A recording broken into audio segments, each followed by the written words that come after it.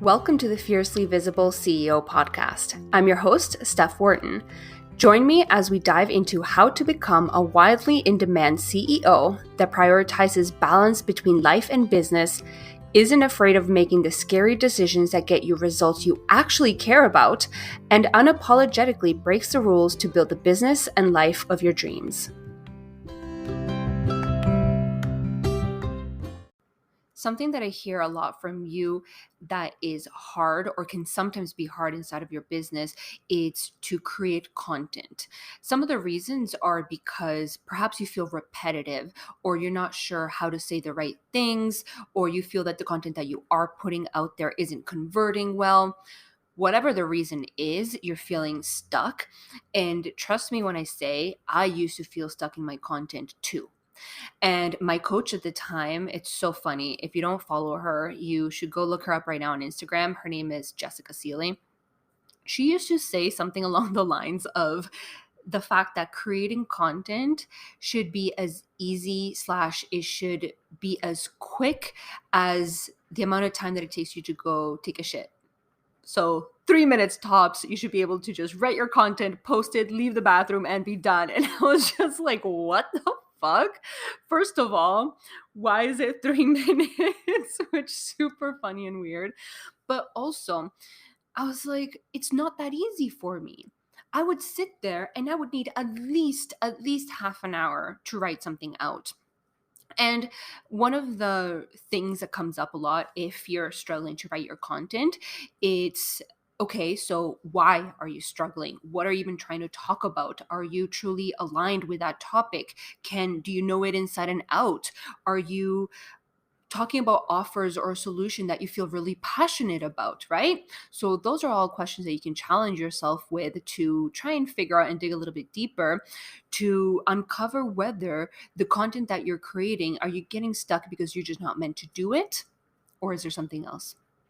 And the reason why I was having such a problem with, let's say, those questions, as I'm asking myself those questions, it's because alignment was never an issue. The topics that I wanted to talk about, I felt really passionately about.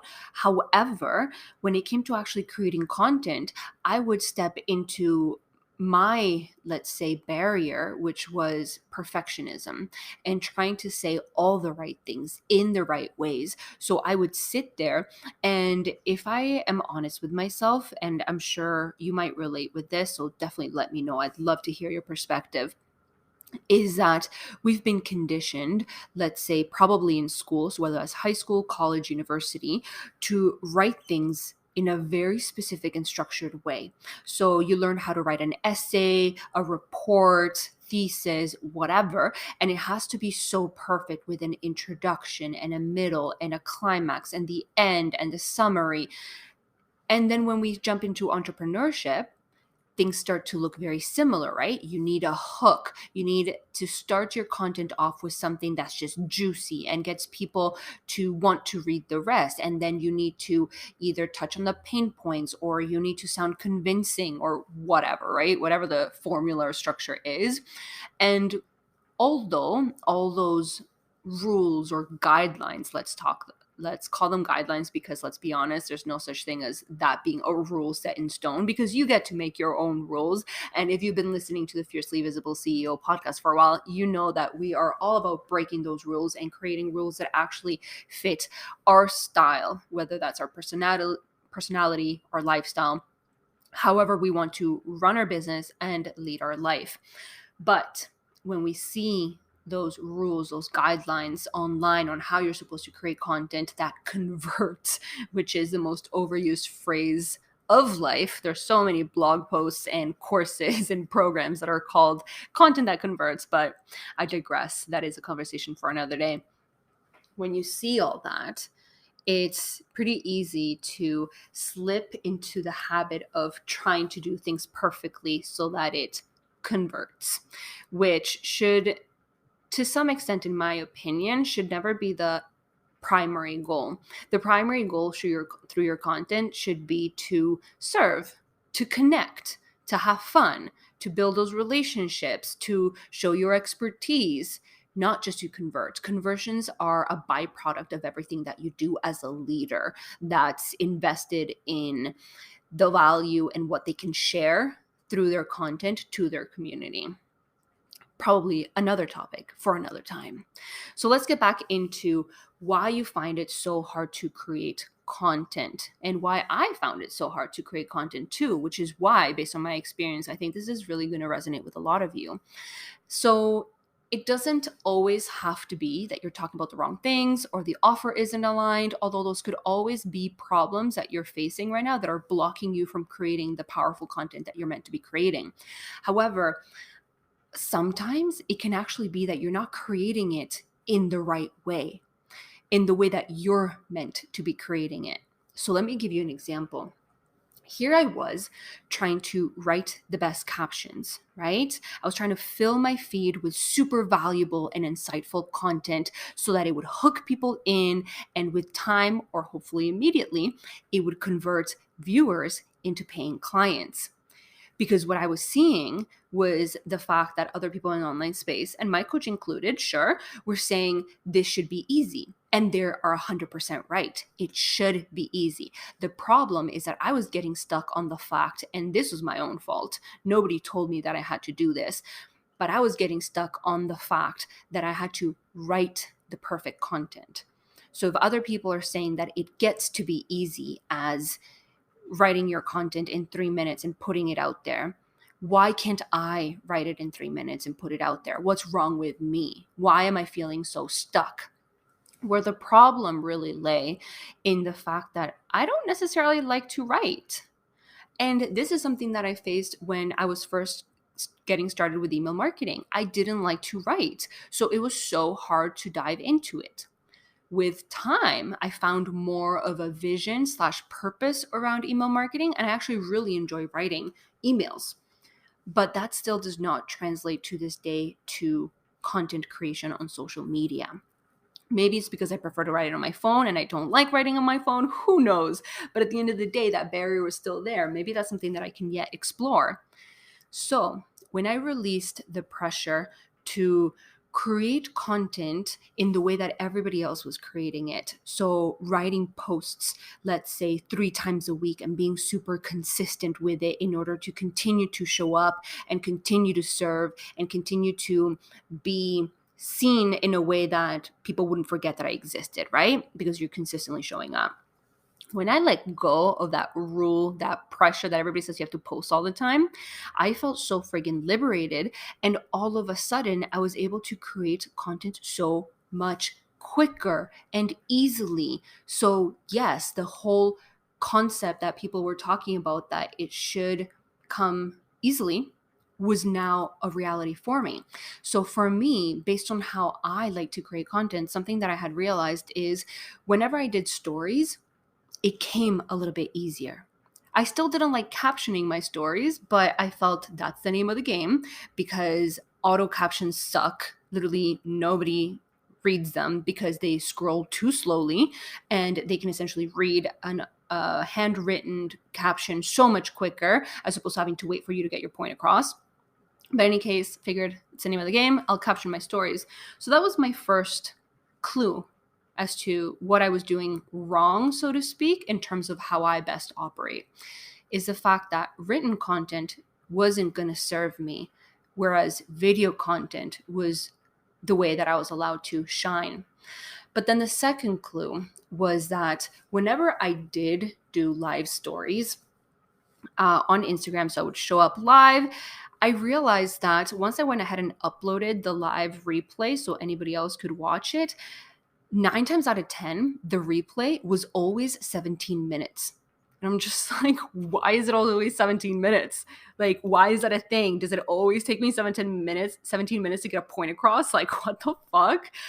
But that's the clue, in essence, was that when I wasn't restricted by the specific number of slides on Instagram stories, and I could essentially just start talking and let loose and really get down to what I truly meant by whatever training or content that I wanted to share, that's when my personality was allowed to shine even more. That's when I really got to get the point across. That's where I stopped trying to be so perfect because I didn't have the time to sit there and write a script and then post it. Instead, I would just write a couple bullet points to make sure that I didn't forget anything. And then I would just start talking. So through that talking, more things would come to light, and I'd have even more and more and more perspectives to share, and ideas and stories and different things that were coming up that I was like, that's a frigging good point. That's something that I should really go ahead and share right now with my community because it's so valuable. So between that, I started to realize video slash content where I'm not restricted to certain characters, space, or time. That's where I get to shine the most. And that's what actually ultimately led me to creating a podcast. Because I'm like, what better way to talk without a time limit, without having to write things and just be able to say what I want to say than to create my own podcast? Especially because the shelf life on this is infinite. So as opposed to the content disappearing in a deep pile of social media content, it can be easily searchable and easily found to be continuously replayed or just played for the first time by new people landing on this podcast. Welcome, new people. Hey. So that's what led me here. And it was really cool. What actually drove me to record this episode in the beginning was that yesterday, in the span of 20 minutes, I had this idea for a piece of content. And for perspective, because I'm not sure exactly when this episode is going to release, the topic was my unpopular opinion. So, episode 12 in the Fiercely Visible CEO podcast. It was my unpopular opinion as to why reels may not be the best way to get viral / to get visible. So I had that idea. I posted it on my stories. I asked my community to vote whether they wanted to hear my thoughts on it, either on the podcast or on an Instagram live, because I knew those were the best ways for me as an individual to get my point across and to really tell a story. And before people could even vote, I was like, you know what? Screw this. I'm feeling called to record this in the podcast. I'm just going to do it.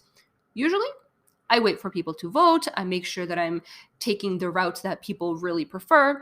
And in this case, the irony, turns out the poll ended up being 50-50 all day. It just kept going between like 60-40, 55, whatever, until it landed on 50-50. I was like, okay, I guess it's a good thing I made up my own mind as to how I want to deliver this content because you weren't helping me at all. In any case, back to it. I posted it. I made up my mind that I was gonna record an episode. I opened up my laptop, set up my microphone. I recorded the episode. I think the episode was roughly 12 minutes. And then I launched it. I published it. That is it. So fine, that wasn't 3 minutes, but it was 20 minutes from the moment that I came up with the idea, I posted about it, I recorded it, and I launched it. That's how easy it gets to be to create content when you're not forced into create content in a way that just doesn't feel good and doesn't suit how you like to operate and how you best operate, right? So what I challenge you right now is to figure out, okay, how do you like to deliver content? In what instances do you realize that you get really passionate and you're better able to get your point across and you feel that the right energy flows through that content? It could be anything. It could be written, it could be audio, it could be video. In any of those, let's say, ways to do it. It could be done in different platforms. It could be a podcast. It could be Instagram lives. It could be Instagram captions. It could be email marketing. It could be blog posts. The options / alternatives are limitless. So figure out what works for you and then go for it.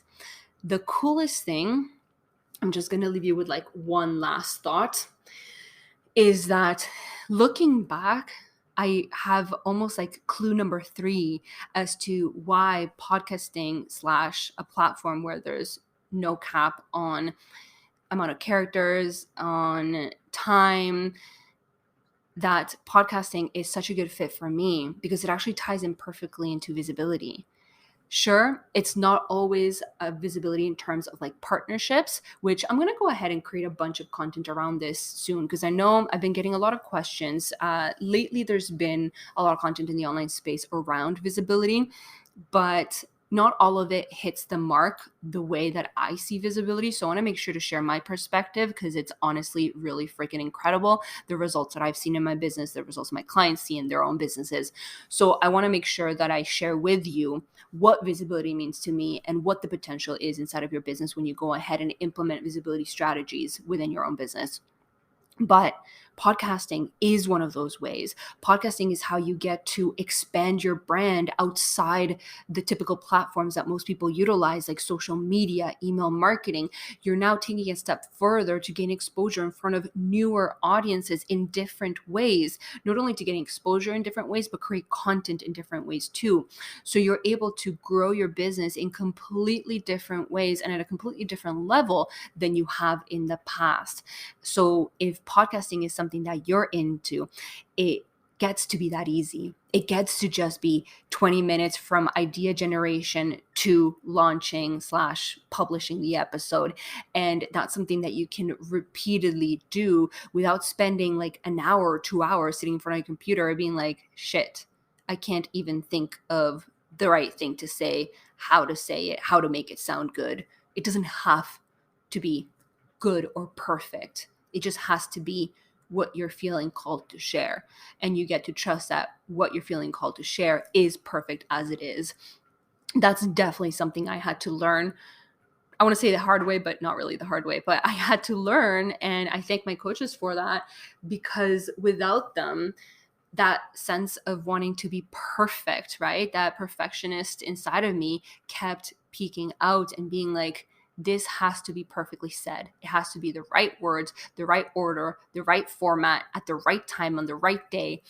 And to realize that you don't actually have to follow all those rules and you get to literally just say whatever the fuck you want and it's perfect, because that allows just your passion and why you really care about that topic to shine through. That's so much more powerful than putting dry content out there just because you want it to be perfect. That is something I struggled for so long, and I'm so freaking glad. I'm sure I slip into it from time to time, of course, right? We're none of us are perfect, but I am so glad that I've been able to step away from that, and I can truly sense / have experienced how that shifts everything from content creation to connections to results at the end of the day, in terms of sales, in terms of impact, in terms of everything. So really freaking cool. I'd love to hear from you what it is that you're doing in terms of content creation, if you're feeling stuck or not, and what is something that you'd rather try instead that you feel is so much more aligned. All right. Talk to you inside the next episode.